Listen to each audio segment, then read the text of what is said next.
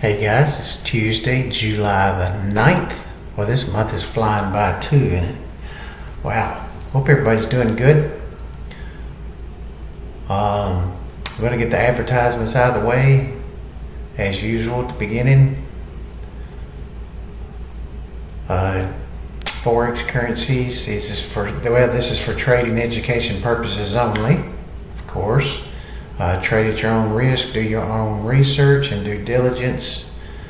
Trading Forex currencies are very risky and you can lose all of your money. And do not follow anybody blindly, and of course that includes me as well. So now that we got that out of the way, for anybody who's new, welcome. This is Terry. I do Forex swing trading. I don't do day trading, even though there could be a trade that sets up during my session during the day, which is Eastern time in the US. For those who's been here before and still follow me, if I am helping you, and if you haven't subscribed, please do. All it does is just lets me know that I am helping somebody, and I hope that's the case. I truly do. Of course, if I'm not helping you, there's no reason. Well, you're probably not even here anymore, so there's no reason to subscribe. And I just wish that everybody who has been to trade rooms in the past, if they weren't transparent or if they didn't help you in your trading journey, go back and unsubscribe if you subscribed. They'll get the message if enough people do it. Believe me, it would cost them money. So that'll get their attention. Money always gets your attention. So we're going to start out with the pound dollar. 1 hour. It directly sold off. I didn't have much of a retrace. This was not, I don't believe, high enough, because this high is 128.45.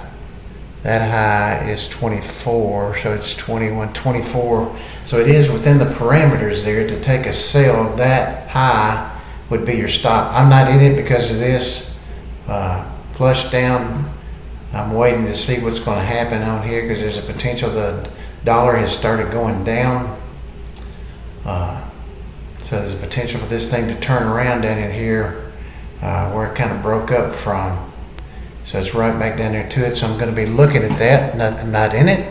Aussie dollar, it's kind of just gone sideways, just creeping down a little bit. It is in a sell.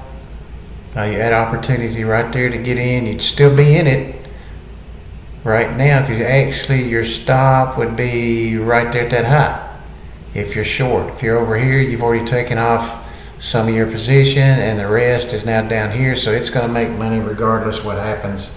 And you just hope that it goes down further. And that's on the Aussie dollar. The pound CAD is back down this line right here. I'm not sure. It's orange on mine. I'm not sure what color it is on y'all's. It goes all the way across the screen. That is a yearly pivot support now, because it broke above it and we've come back to it. Even though it's closed above it, we're probably going to go hang around it for a little bit more.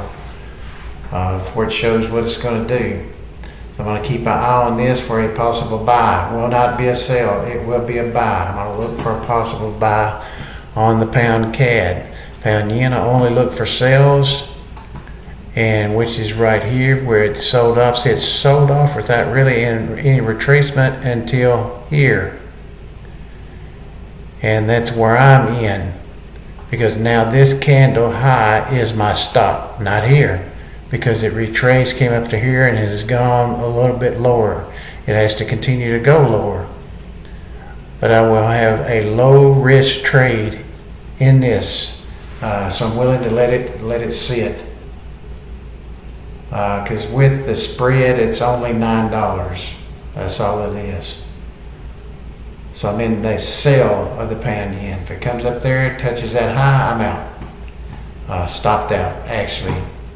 Euro New Zealand is in a 1 hour buy. It's retraced some. There was the move right there, and that happened on Friday. The push up, then it come back into it and done what it's supposed to do.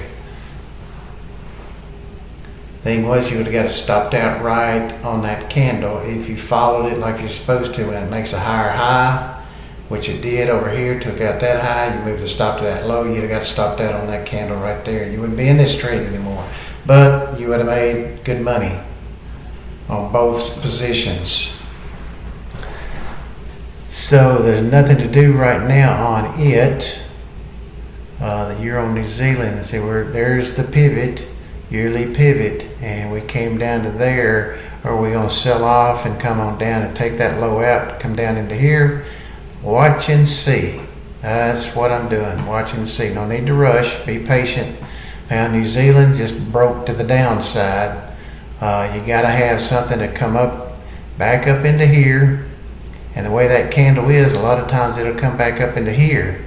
And if it does, I'm going to look for a sell on the pound New Zealand. But right now there's nothing to do on it.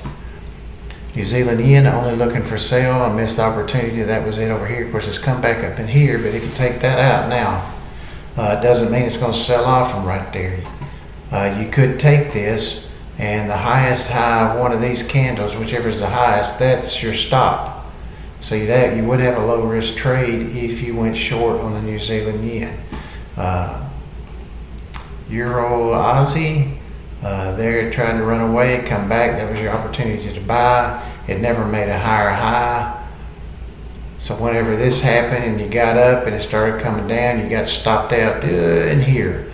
But on your first half, you'd have made your money.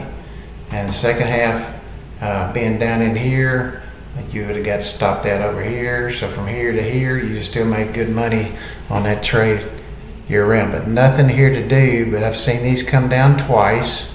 It's once, twice, and then have an opportunity, which this low is 160.18 basically, and that's 33, that's 15 pips risk. So I'm going to be watching this intently for a buy on the Euro Aussie, but it's not there just yet. Euro CAD is in a sell. There was your opportunities right there to go short. You'd have made good money in. You'd actually would still be in these trades. Because when it went down, you'd have moved your stop if you got in over here. Initially, that would have been your stop. When it went down, took out the lows, then you moved to break in plus a couple dollars, and it's not come back to it. And when it went down lower right there, took that out, you'd have moved it all the way down to here. And retrace, come out and made another lower low, so now you're down to here, moving it down. You made another low, so now you're able to take it down to the high of these, and you're still in this trade if you got in it short up here. On the Euro CAD, pound Aussie, it's doing the same thing as the Euro Aussie, but it's kind of really going to stay right there.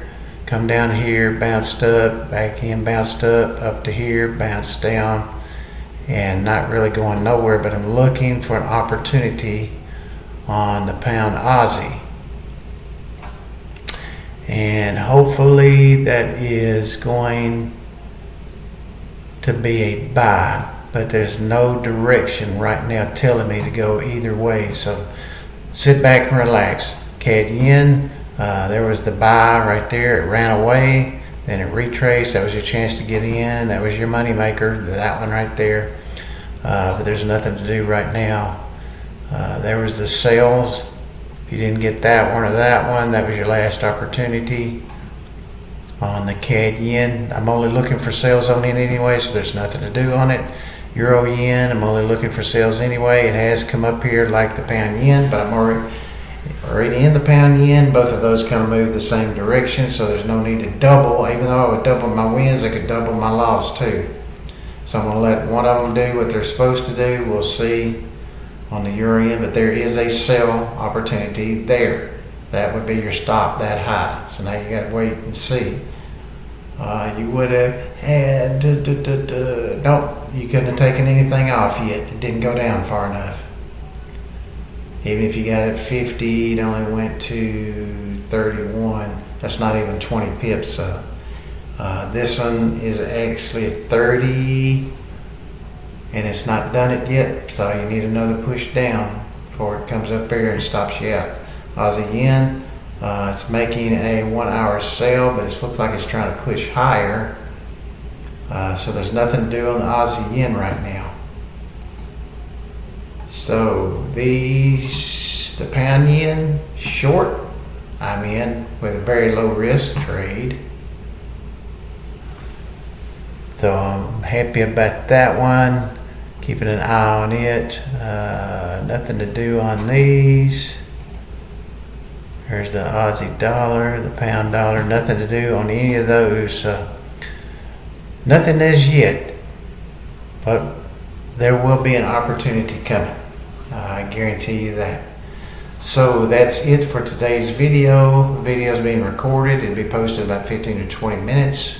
If you've got any questions or comments, feel free to go to a video, and underneath the video there's a comment section, and then you can put your question or comment in there and I'll get back to you, usually pretty quick, unless you're overseas.